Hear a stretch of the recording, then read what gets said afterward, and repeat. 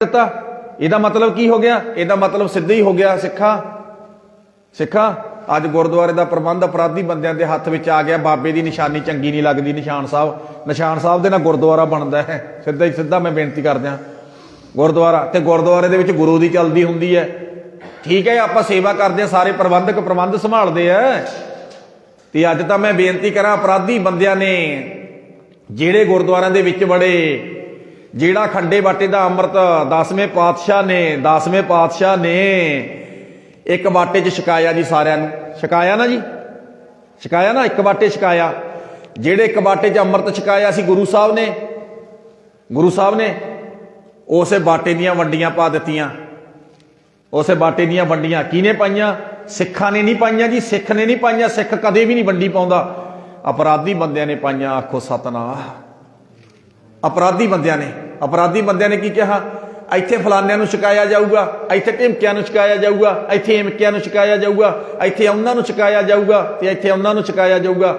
ਅਪਰਾਧੀ ਬੰਦਿਆਂ ਨੇ ਜਿਹੜਾ 10 ਜਾਮੇ ਲਾ ਕੇ 239 ਸਾਲ ਲਾ ਕੇ ਗੁਰੂ ਸਾਹਿਬ ਨੇ ਇਕੱਠੇ ਕੀਤੇ, ਮਨੁੱਖਤਾ ਨੂੰ ਇਕੱਠਿਆ ਕਰਕੇ ਇੱਕ ਬਾਟੇ ਨੂੰ ਮੂੰਹ ਲਵਾਇਆ, ਇੱਕੋ ਸੰਗਤ 'ਚ ਬਿਠਾਇਆ, ਇੱਕੋ ਪੰਗਤ 'ਚ ਬਿਠਾਇਆ। ਉਹ ਖੰਡੇ ਬਾਟੇ ਦਾ ਅੰਮ੍ਰਿਤ ਵਿੱਚ ਵੀ ਵੰਡੀਆਂ ਪਾ ਦਿੱਤੀਆਂ।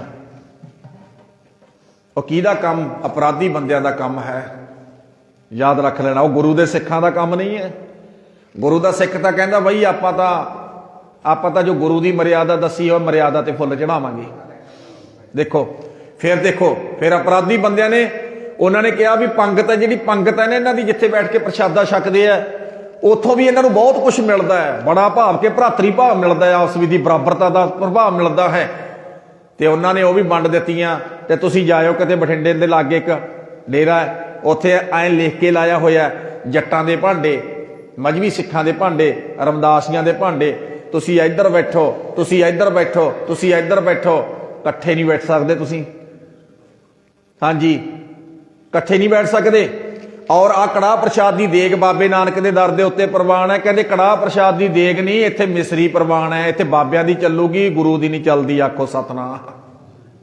ਪ੍ਰਕਾਸ਼ ਕਿਹਨੂੰ ਕੀਤਾ? ਗੁਰੂ ਗ੍ਰੰਥ ਸਾਹਿਬ ਨੂੰ। ਕਿਹਨੂੰ? ਗੁਰੂ ਗ੍ਰੰਥ ਸਾਹਿਬ ਨੂੰ। ਤੇ ਮਰਿਆਦਾ ਕਿਹਦੀ ਚੱਲਦੀ ਹੈ? ਕਿਸੇ ਬੰਦੇ ਦੀ। ਉਹ ਬੰਦਾ ਕਹਿਣ ਲੱਗਿਆ ਇੱਥੇ ਕੜਾਹ ਪ੍ਰਸ਼ਾਦ ਦੀ ਦੇਗ ਪ੍ਰਵਾਨ ਨਹੀਂ, ਇੱਥੇ ਗੋਲਕ ਨਹੀਂ ਰੱਖੀ ਜਾਏਗੀ।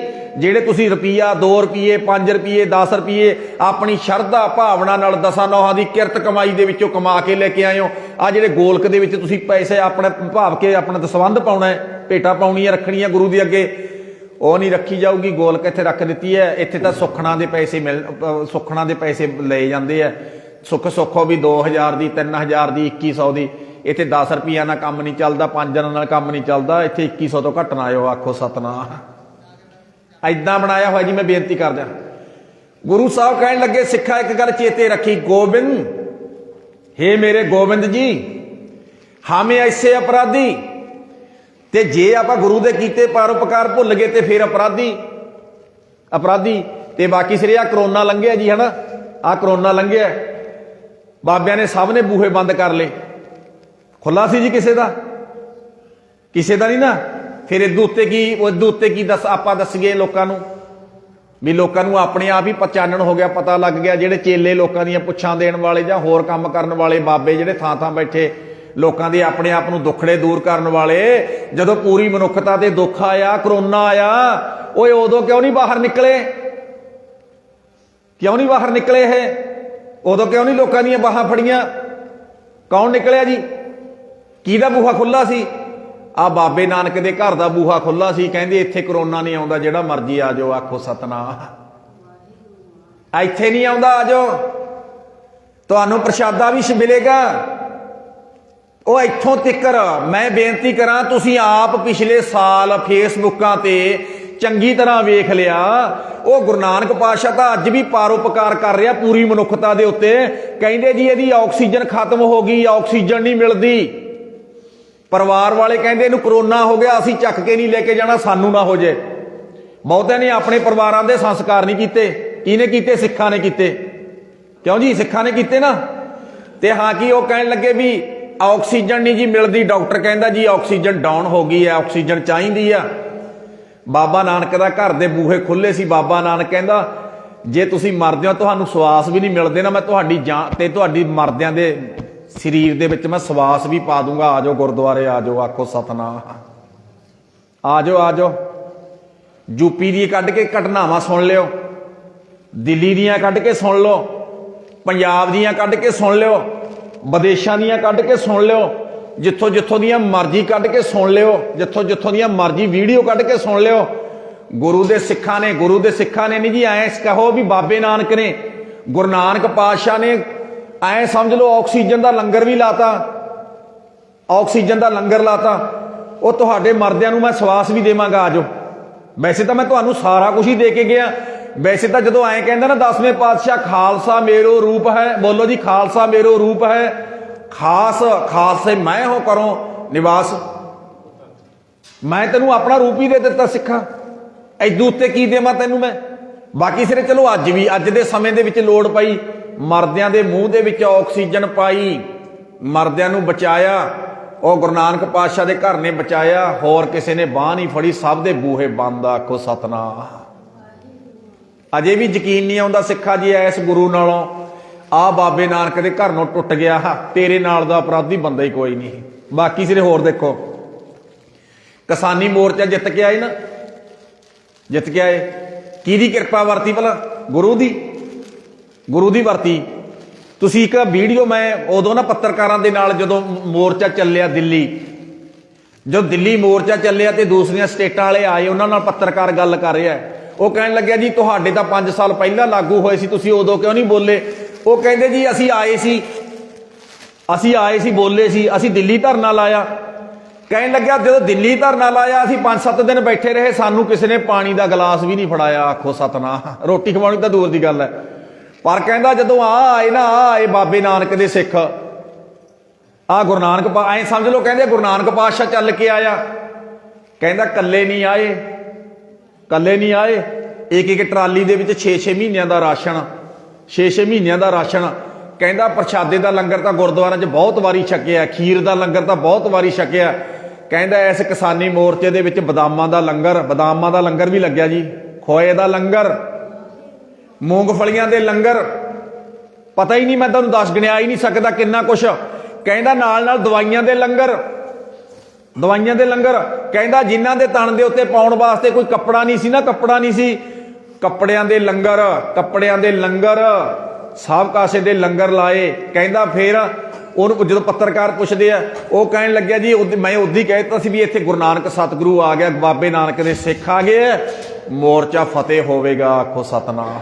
ਟਾਈਮ ਲੱਗ ਸਕਦਾ ਥੋੜਾ ਬਹੁਤਾ, ਟਾਈਮ ਲੱਗ ਸਕਦਾ ਥੋੜਾ ਬਹੁਤਾ।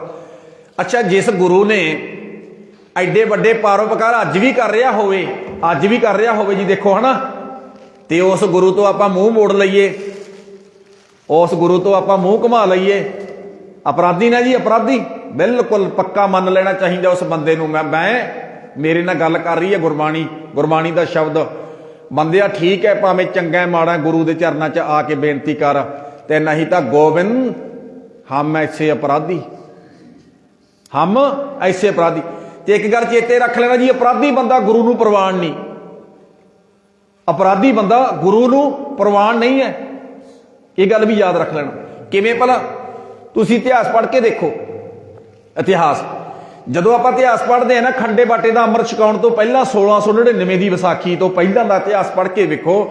10ਵੇਂ ਪਾਤਸ਼ਾਹ ਨੂੰ ਨਾ ਗੁਰੂ ਦੇ ਸਿੱਖਾਂ ਨੇ ਜਦੋਂ ਦਰਬਾਰ 'ਚ ਆਏ, ਤੇ ਗੁਰੂ ਜੀ ਨੂੰ ਸਿੱਧਾ ਤਾਂ ਨਹੀਂ, ਚਲੋ ਮੈਂ ਬੇਨਤੀ ਕਰਾਂ, ਇਤਿਹਾਸਕਾਰ ਨੇ ਜਿਵੇਂ ਲਿਖਿਆ, ਕਹਿਣ ਲੱਗੇ ਵੀ ਆ ਕੇ ਨਾ ਇੱਕ ਗੁਰੂ ਸਾਹਿਬ ਤੋਂ ਇਜਾਜ਼ਤ ਲਈ ਪਾਤਸ਼ਾਹ, ਅਸੀਂ ਤੁਹਾਡੇ ਚਰਨਾਂ ਦੇ ਵਿੱਚ ਨਾ ਇੱਕ ਕੋਈ ਖੇਡਾ ਜਿਹਾ ਪਾ ਕੇ ਦਿਖਾਉਣਾ ਚਾਹੁੰਦੇ ਤੁਹਾਨੂੰ, ਖੇਡਾ। ਕਹਿਣ ਲੱਗੇ, ਮਹਾਰਾਜ ਕਹਿਣ ਲੱਗੇ ਵੀ ਇਹ ਬਾਬੇ ਨਾਨਕ ਦਾ ਦਰਬਾਰ ਹੈ, ਵੀ ਇੱਥੇ ਤਾਂ ਗੁਰਬਾਣੀ ਦੀ ਕਥਾ ਕੀਰਤਨ ਹੁੰਦਾ ਹੈ ਇੱਦਾਂ। ਕਹਿੰਦੇ ਨਹੀਂ ਮਹਾਰਾਜ, ਤੁਹਾਨੂੰ ਦੱਸਦੇ ਹਾਂ, ਸਾਨੂੰ ਇਜਾਜ਼ਤ ਦੇ ਦਿਓ। ਗੁਰੂ ਸਾਹਿਬ ਨੇ ਪਤਾ ਸੀ, ਪਤਾ ਵੀ ਗੁਰੂ ਸਾਹਿਬ ਨੂੰ ਪਤਾ ਕੀ ਸਮਝਾਉਣਾ ਚਾਹੁੰਦੇ।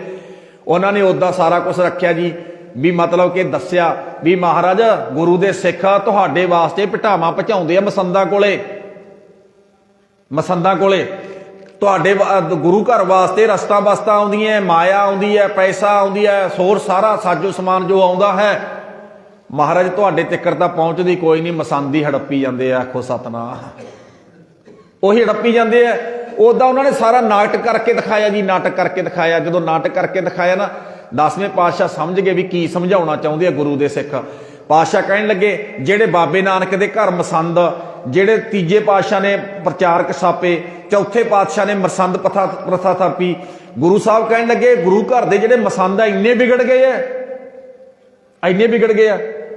कहण लगे हाँ महाराज ये जिन्ना गुरु घर का पैसा है अपने निजी हितां वास्ते वरतना शुरू कर दिता, इन्होंने अपने निजी घर हितां वास्ते वरतना शुरू कर दिता। जिहड़ा तुसीं कहा गरीब का मूँह गुरु दी, बोलो जी गुरु दी गोलक, जिहड़ा महाराज गुरु दी गोलक का पैसा गरीबां उत्ते लगना चाहिदा सी, किसी दे परोपकार वास्ते लगना चाहिदा सी, गुरु घर दे स्थानां ते लगना चाहिदा सी, प्रचार वास्ते लगना चाहिदा सी, महाराज मसंद आप ही हड़प्पण लग गए।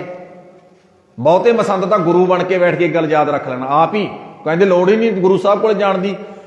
ते गुरु साहब ने गुरु दे सिखां नूं कहा खालसा जी फिर इदां करो, ये बंदे सारे अपराधी किस्म के बंदे हो गए हैं, ये भ्रष्ट हो गए है, माया ने इन्हां दी मत मार दी है, माया इन्हां दे सिर ते चढ़ के बोलदी है ते गुरु दा सिद्धांत इन्हां नूं भुल गया है। मैनूं अपराधी बंदा बिल्कुल भी प्रवान नहीं, अपराधी बंदा मैनूं नहीं प्रवान है। महाराज फिर की करिए, सतगुरु जी ने अपने सिखां की ड्यूटी लाती, जिथे जिथे मसंद बैठे थे सारे लियाओ, सारे नूं पकड़ के लियाओ, ते मसंद ले आंदे जी गुरु दे सिखां ने सारे।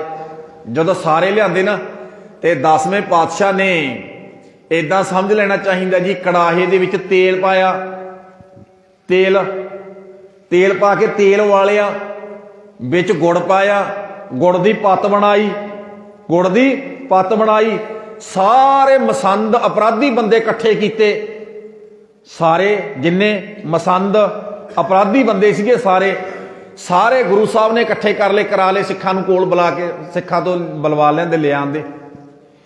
जदों इकट्ठे कर ले ना, इकट्ठे करके तंबू दे विच दूजा दूजे नूं पुछदी जांदा, मसंद दूजा दूजे नूं पुछदा, पता की कहण लगे अज गुरु साहब ने आपां नूं क्यों बुलाया, इदां क्यों इकट्ठे कीता, आपां नूं अज की देना है, आपां नूं अज की देना आपां नूं। कहण लगे भी दूजा दूजे नूं पुछदा, कहंदा मैनूं तां आप नहीं पता है भी अज की मिलना, पता नहीं कोई स्पैशल ही नाम मिलना, अज तां कोई लगदा लक्षण भी जिहड़ा इदां आपां नूं गुरु साहब ने सद्दिया, सिखां ने आपां नूं लैके आंदा, इकट्ठे कीता है, कोई स्पैशल ही नाम मिलना लगदा है। अज तां दूजा दूजे नाल गल्लां करदा आपदे जनों भी हाँ अज तां गुरु साहब आपां गुरु घर दे। एक गल याद रख लेना जी, जिहड़ा शब्द सी बहुत सत्कारयोग सी मसंद शब्द।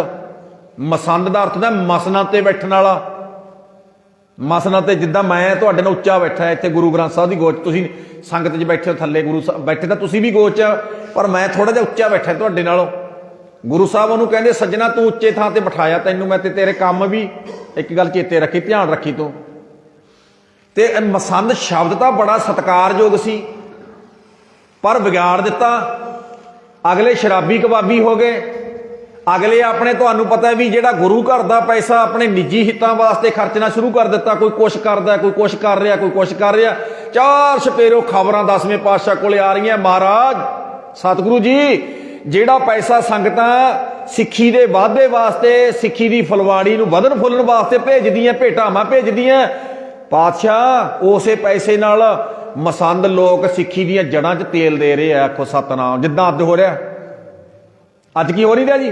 आ तुसीं आ देखो, आपां पैसे, चलो मैं बेनती कर दें, आपां भेटा पाई है गोलक च ना जी, आपां सारे गरीब हैं, आपां सारे एक गरीब तबके नाल संबंध रखण वाले हैं। आपां किसी ने रुपया पाया, किसी ने 10 रुपये पाए, किसी ने 5 रुपये पाए, सारे गरीब लोगों के पैसे गोलक च इकट्ठे हो गए।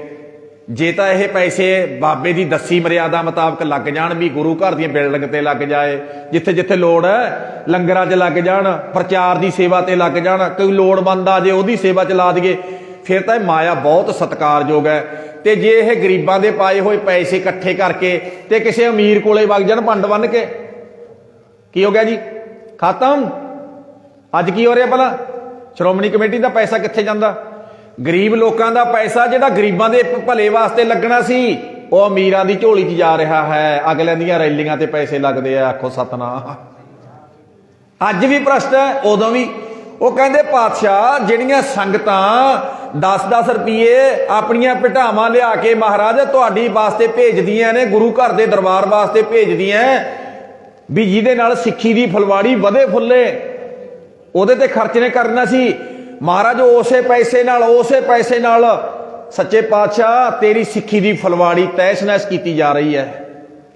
मसंद भ्रष्ट हो गए तो गुरु साहब कहने लगे फिर लियाओ, लियादे जी, लिया के ते फिर गुरु साहब ने कहा ना कड़ाहा लियाओ, कड़ाहा।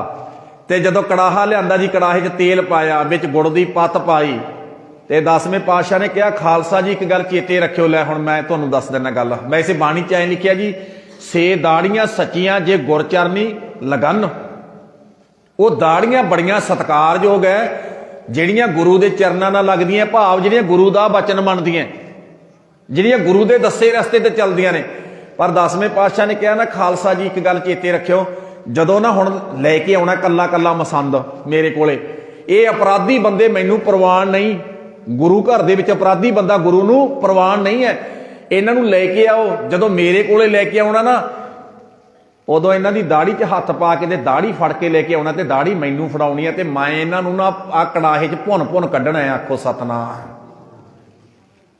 देखो जी, जेड़े केस गुरु साहब ने कहा ना, केस गुरु की, बोलो जी केस गुरु की मोहर हन, जिन्हां दा सत्कार कीता। ते गुरु साहब ने कोल लेके आंदा जी, ते कल्ले कल्ले भुन भुन कड्ढे जी। पकौड़े बना लिया करे गुरु साहब, इदां पकौड़े जिउंदे भुन के कड्ढे है जी, जिउंदे।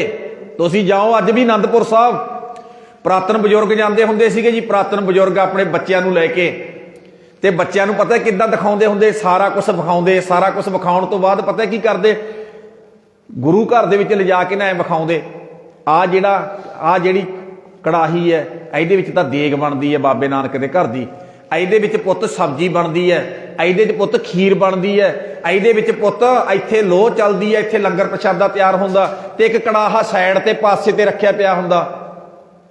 ते बच्चे पुछदे बापू वो बड़ा सारा कड़ाहा जिहड़ा पासे ते रखिया पिया वो क्यों है? हाई च की करदे सी गुरु साहब? फिर पुरातन बजुर्ग अपने बच्चों नूं दसदे हुंदे सी, पुੱਤ ਜਿਹੜੇ बिगड़े होए मसंद, ਜਿਹੜੇ गुरु घर ਦੇ ਵਿੱਚ मसंद बिगड़ गए, ਸਰਕਾਰਾਂ ਦੇ ਧੱਕੇ ਚੜ ਕੇ ਦਿਮਾਗ ਖਰਾਬ ਕਰ ਦਿੱਤਾ ਉਹਨਾਂ ਦਾ, ਜਿਹੜੇ बिगड़े होए मसंद ਸੀ ਨਾ ਪੁੱਤ, ਆ ਕੜਾਹੇ ਦੇ ਵਿੱਚ 10ਵੇਂ ਪਾਤਸ਼ਾਹ ਨੇ ਭੁੰਨ ਭੁੰਨ ਕੇ ਕੱਢੇ। ਆਖੋ ਸਤਨਾਮ। ਐਚ ਵਿੱਚ ਕੱਢੇ ਹੋਏ ਨੇ। ਅੱਛਾ ਮਹਾਰਾਜ ਪੁੱਛਦੇ, ਬੱਚੇ ਪੁੱਛਦੇ ਤੇ ਕਹਿਣ ਲੱਗੇ ਨਾ 10ਵੇਂ ਪਾਤਸ਼ਾਹ ਨੇ ਭੁੰਨ ਭੁੰਨ ਕੇ ਮਸੰਦ ਕੜਾਹੇ ਵਿੱਚ ਦੀ ਖੂਜ ਸੁੱਟੇ ਜੀ, ਖੂਹ ਭਰ ਦਿੱਤਾ। ਅੱਜ ਵੀ ਖੂਹ ਦੇਖ ਕੇ ਆ, ਤੁਸੀਂ ਦਰਸ਼ਨ ਕਰਕੇ ਆਇਓ। ਉਹ ਖੂਹ ਵਿੱਚ ਸੁੱਟੇ, ਖੂਹ 'ਚ ਸੁੱਟਣ ਤੋਂ ਬਾਅਦ ਫਿਰ 10ਵੇਂ ਪਾਤਸ਼ਾਹ ਨੇ ਮਸੰਦ ਪ੍ਰਥਾ ਬੰਦ ਕਰਕੇ, ਐਂ ਸਮਝ ਲਓ ਅਪਰਾਧੀ ਬੰਦਿਆਂ ਦਾ ਖਾਤਮਾ ਕਰਕੇ ਨਾ, ਫਿਰ 1699 ਦੀ ਵਿਸਾਖੀ ਨੂੰ ਗੁਰੂ ਸਾਹਿਬ ਨੇ ਦਰਬਾਰ ਸਜਾ ਕੇ ਫਿਰ 5 ਪਿਆਰਿਆਂ ਦੀ ਸਿਰਜਣਾ ਕਰਕੇ ਖਾਲਸਾ ਪੰਥ ਨੂੰ 5 ਪਿਆਰਿਆਂ ਦੀ ਝੋਲੀ 'ਚ ਪਾ ਦਿੱਤਾ ਤੇ ਗੁਰੂ ਗ੍ਰੰਥ ਸਾਹਿਬ ਦੀ ਤਾਬਿਆ ਬਿਠਾ ਦਿੱਤਾ। ਆਖੋ ਸਤਨਾਮ। ਜਿੱਦਾਂ ਜੀ ਗੁਰੂ ਨੂੰ ਅਪਰਾਧੀ ਬੰਦਾ ਪ੍ਰਵਾਨ ਨਹੀਂ। ਥਾਪੇ ਵੀ ਗੁਰੂ ਨੇ, ਇੱਕ ਗੱਲ ਚੇਤੇ ਰੱਖ ਲੈਣਾ ਜੀ, ਮਸੰਦ ਥਾਪੇ ਵੀ ਗੁਰੂ ਨੇ, ਥਾਪੇ ਵੀ ਗੁਰੂ ਨੇ। ਜਦੋਂ ਭ੍ਰਸ਼ਟ ਹੋ ਗਏ ਫੂਕੇ ਵੀ ਗੁਰੂ ਨੇ, ਕਿਸੇ ਬੰਦੇ ਤੋਂ ਨਹੀਂ ਜੀ ਫੁਕਾਏ। ਠੀਕ ਹੈ, ਸਿੱਖਾਂ ਨੇ ਲੈ ਕੇ ਆਂਦੇ। ਜਦੋਂ ਭ੍ਰਿਸ਼ਟ ਹੋ ਗਏ ਫੁਕਾਏ ਵੀ ਗੁਰੂ ਨੇ। ਗੁਰੂ ਨੇ ਕਿਹਾ ਇਹ ਰਹਿਣੇ ਛੱਡਣੇ ਨਹੀਂ, ਮੈਂ ਇਹ ਅਪਰਾਧੀ ਬੰਦੇ ਨਿਮੇੜ ਦੇਣੇ ਆ। ਤੇ ਸਤਿਗੁਰੂ ਜੀ ਕਹਿਣ ਲੱਗੇ ਨਾ, ਗੋਬਿੰਦ हम ऐसे अपराधी, हे मेरे सतगुरु जी, हे मेरे गोबिंद जी, असी इन्ने अपराधी हैं। जिस गुरु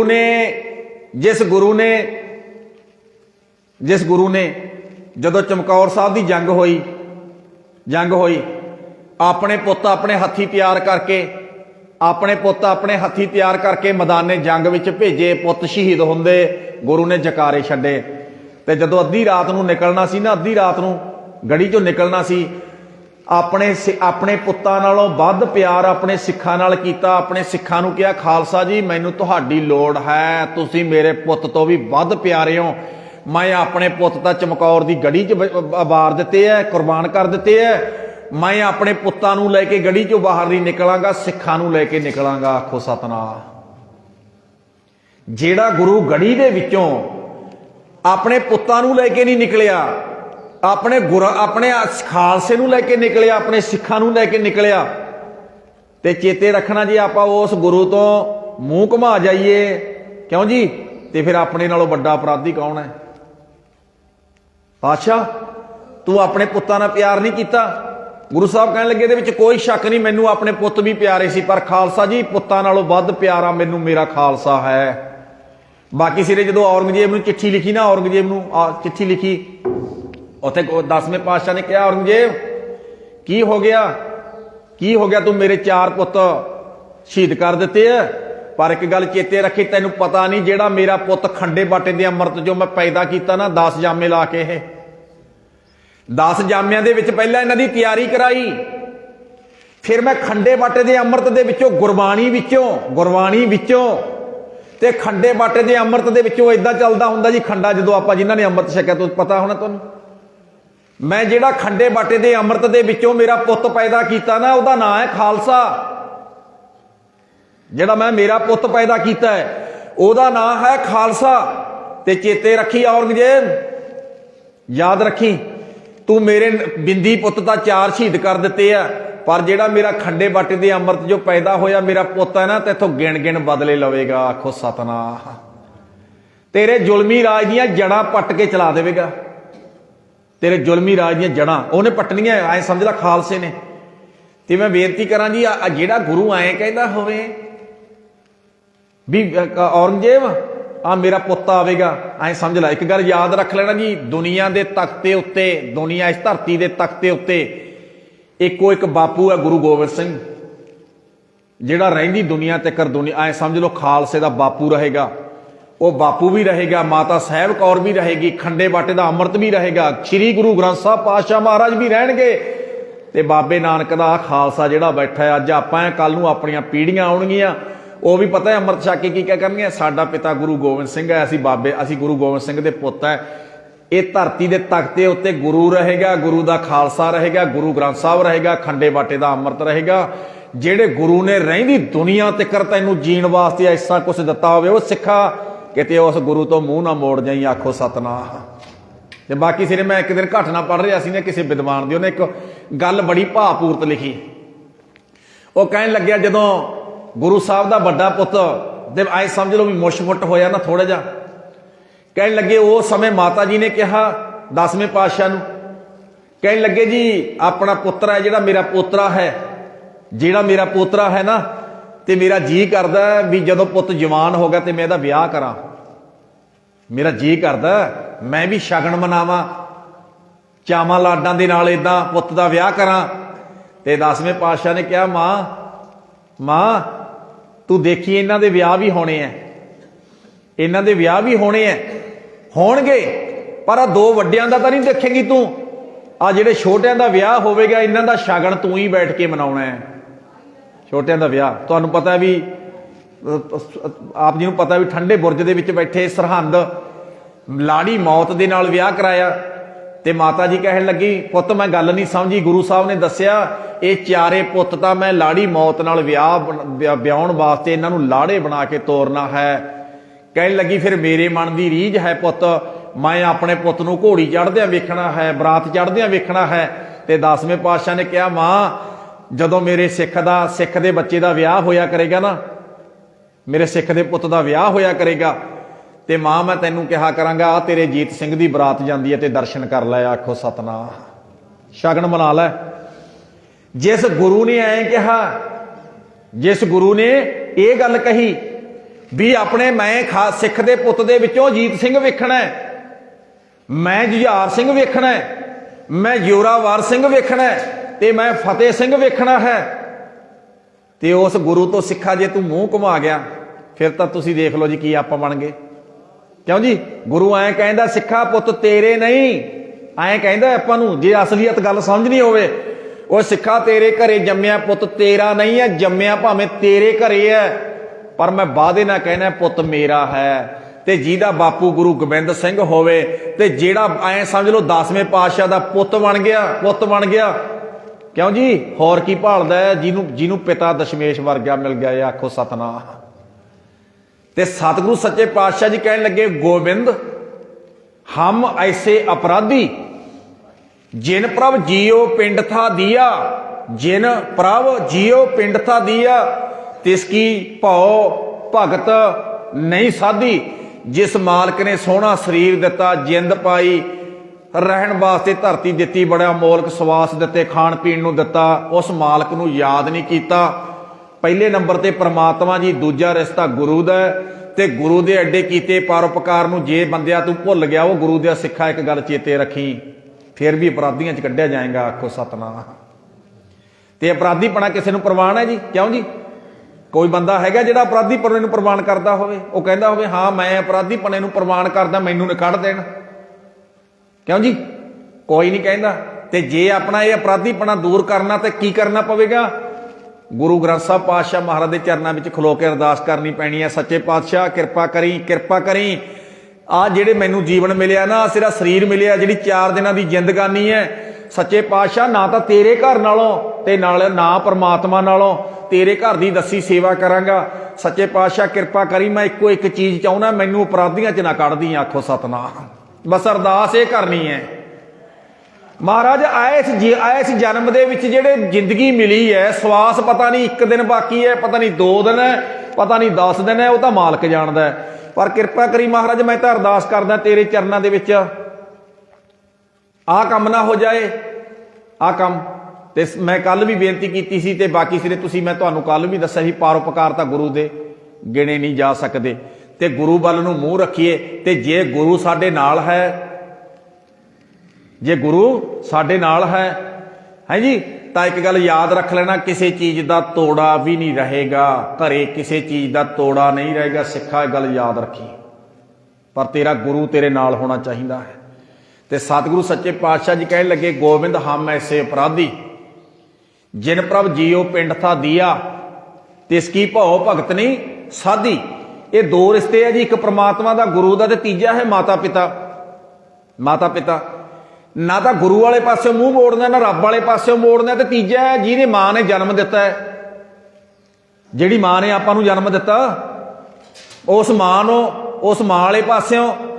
ਤੇ ਜਿਸ ਬਾਪ ਨੇ ਆਪਾਂ ਨੂੰ ਪੜ੍ਹਾਇਆ ਲਿਖਾਇਆ, ਹਾਂਜੀ, ਪੜ੍ਹਾਇਆ ਲਿਖਾਇਆ, ਸਕੂਲ ਛੱਡ ਕੇ ਆਉਂਦਾ ਰਿਹਾ, ਲੈ ਕੇ ਆਉਂਦਾ ਰਿਹਾ, ਇੰਨੀ ਮਿਹਨਤ ਕਰਦਾ ਰਿਹਾ, ਜਿਹਦੀ ਕਿਰਪਾ ਦਾ ਸਦਕਾ ਮੈਂ ਪੜ੍ਹਿਆ ਲਿਖਿਆ ਹਾਂ, ਜਿਨ੍ਹਾਂ ਨੇ ਆਪਣਾ ਖਰਚ ਕਰਕੇ ਆਪ ਤਾਂ ਸਾਈਕਲ ਤੇ ਚੜ੍ਹਦਾ ਰਿਹਾ, ਮੈਨੂੰ ਗੱਡੀ ਲੈ ਕੇ ਦਿੱਤੀ ਹੈ ਜਿਸ ਬਾਪੂ ਨੇ। ਆਪਦੇ ਕੋਲੇ ਤਾਂ ਸਾਈਕਲ ਵੀ ਨਹੀਂ ਹੁੰਦਾ ਸੀ, ਕਈ ਵਾਰੀ ਕਈਆਂ ਕੋਲੇ ਤਾਂ ਵਿਚਾਰਿਆਂ ਕੋਲੇ ਸਾਈਕਲ ਵੀ ਨਹੀਂ ਹੋਣੇ। ਇੰਨੀ ਕਮਾਈ ਕੀਤੀ ਤੇ ਮੇਰੇ ਬਾਪੂ ਨੇ ਮੈਨੂੰ ਚੰਗਾ ਸੋਹਣਾ, ਤਾਂ ਮੇਰੀ ਮਾਂ ਮੈਨੂੰ ਤੜਕੇ ਪਰੌਂਠੇ ਬਣਾ ਕੇ ਦਿੰਦੀ, ਚੂਰੀ ਕੁੱਟ ਕੇ ਦਿੰਦੀ। ਜੇ ਉਸ ਮਾਂ ਤੋਂ ਤੇ ਆਪਣੇ ਬਾਪੂ ਤੋਂ ਮੂੰਹ ਮੋੜ ਗਿਆ, ਤੇ ਫਿਰ ਵੀ ਚੇਤੇ ਰੱਖ ਲੈਣਾ, ਜਿਹਦੀ ਮਾਂ ਦੀਆਂ ਆਂਦਰਾਂ ਦੁਖੀ ਹੈ ਜਾਂ ਜਿਹਦੇ ਬਾਪ ਦੀਆਂ ਆਂਦਰਾਂ ਦੁਖੀ ਹੈ, ਬੰਦਾ ਉਹ ਵੀ ਅਪਰਾਧੀਆਂ ਵਾਲੇ ਪਾਸੇ ਆ। ਆਖੋ ਸਤਨਾਮ। ਇਹ ਵੀ ਗੱਲ ਯਾਦ ਰੱਖ ਲੈਣਾ ਜੀ, ਉਹ ਵੀ ਅਪਰਾਧੀਆਂ ਵਾਲੇ ਪਾਸੇ ਹੈ।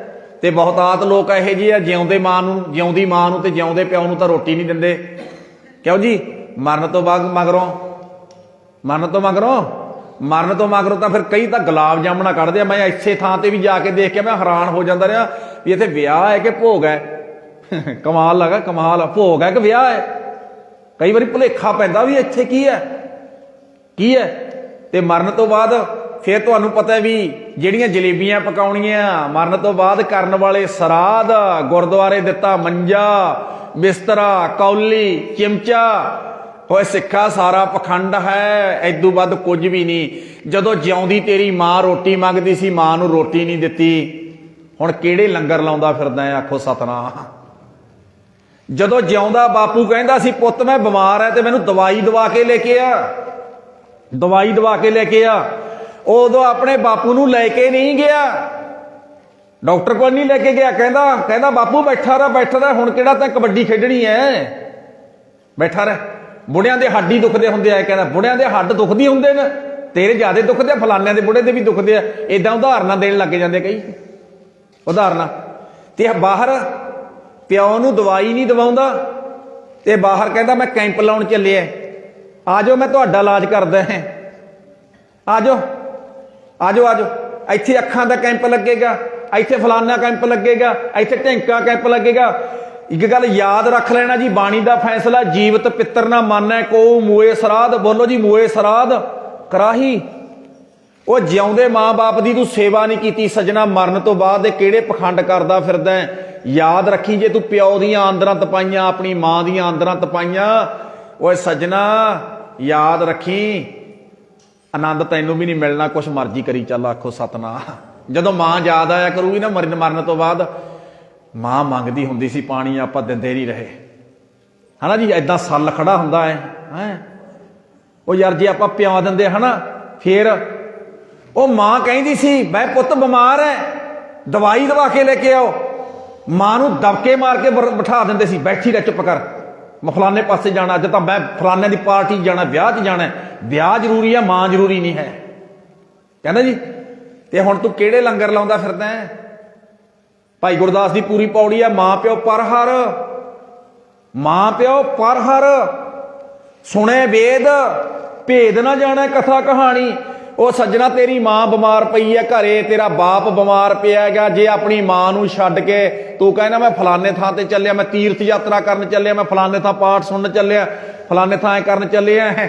ਭਾਈ ਗੁਰਦਾਸ ਕਹਿਣ ਲੱਗੇ ਸੱਜਣਾ ਚੇਤੇ ਰੱਖੀ, ਜੇ ਮਾਂ ਨੂੰ ਛੱਡ ਕੇ ਚੱਲਿਆ, ਮਾਂ ਘਰੇ ਤੜਫਦੀ ਹੈ, ਤੇਰਾ ਪਖੰਡ ਤੋਂ ਵੱਧ ਕੁਝ ਵੀ ਨਹੀਂ ਹੈ, ਤੇਰਾ ਉਹ ਕਰਨ ਵਾਲਾ ਕੰਮ ਵੀ ਪੁੰਨ ਨਹੀਂ ਹੈ, ਇੱਕ ਤਰ੍ਹਾਂ ਦਾ ਪਾਪ ਹੈ। ਮਾਂ ਦੀਆਂ ਆਂਦਰਾਂ ਤਪਾ ਕੇ ਚੱਲਿਆ, ਆਖੋ ਸਤਨਾਮ, ਯਾਦ ਰੱਖ ਲੈਣਾ। ਚਲੋ ਮੈਂ ਇੱਕ ਬੇਨਤੀ ਕਰਾਂ, ਮਾਂ ਬਾਪ ਦੀ ਸੇਵਾ ਕਰਨੀ ਹੈ ਜੀ, ਜੀਂਦੇ ਜੀ ਦੀ ਕਰਨੀ ਹੈ, ਜੀਦੇ ਜੀ ਦੀ ਕਰਨੀ ਹੈ। ਦਵਾਈ ਟਾਈਮ ਨਾਲ ਦਵਾਉਣੀ ਹੈ ਉਹਨਾਂ ਨੂੰ, ਭਾਵ ਕਿ ਜੇ ਇਸ਼ਨਾਨ ਪਾਣੀ ਕਰਾਉਣਾ, ਪ੍ਰਸ਼ਾਦਾ ਪਾਣੀ, ਚਲੋ ਜਿਹੋ ਜਿਹਾ ਬਜ਼ੁਰਗ ਦਾ ਹੁੰਦਾ, ਕਈ ਵਾਰੀ ਉਹ ਕਹਿੰਦਾ ਪੁੱਤ ਮੇਰੇ ਰੋਟੀ ਹਾਜ਼ਮੇ ਨਹੀਂ ਆਉਂਦੇ, ਮੈਨੂੰ ਖੀਰ ਬਣਾ ਕੇ ਦੇ ਦਿਓ, ਮੈਨੂੰ ਦਲੀਆ ਬਣਾ ਕੇ ਦੇ ਦਿਓ। ਭਾਵੇਂ ਤਕਲੀਫ ਤਾਂ ਆਉਂਦੀ ਹੈ ਪਰਿਵਾਰ ਵਾਲਿਆਂ ਨੂੰ ਵੀ ਚਲੋ ਉਹਨਾਂ ਨੂੰ ਮਾਤਾ ਪਿਤਾ ਦੀ ਸੇਵਾ ਕਰਨੀ ਚਾਹੀਦੀ ਹੈ। ਪਰ ਇੱਕ ਗੱਲ ਕਈ ਵਾਰੀ ਸਾਨੂੰ ਇਦਾਂ ਵੀ ਕਹਿ ਦਿੰਦੇ ਆ, ਭਾਈ ਸਾਹਿਬ ਅਸੀਂ ਤਾਂ ਸੇਵਾ ਕਰਦੇ ਆ, ਕਈ ਬੁੜੇ ਬੁੜੀ ਖਾਂਦੇ ਨਹੀਂ, ਫਿਰ ਉਹਨਾਂ ਦਾ ਕੀ ਕਰੀਏ?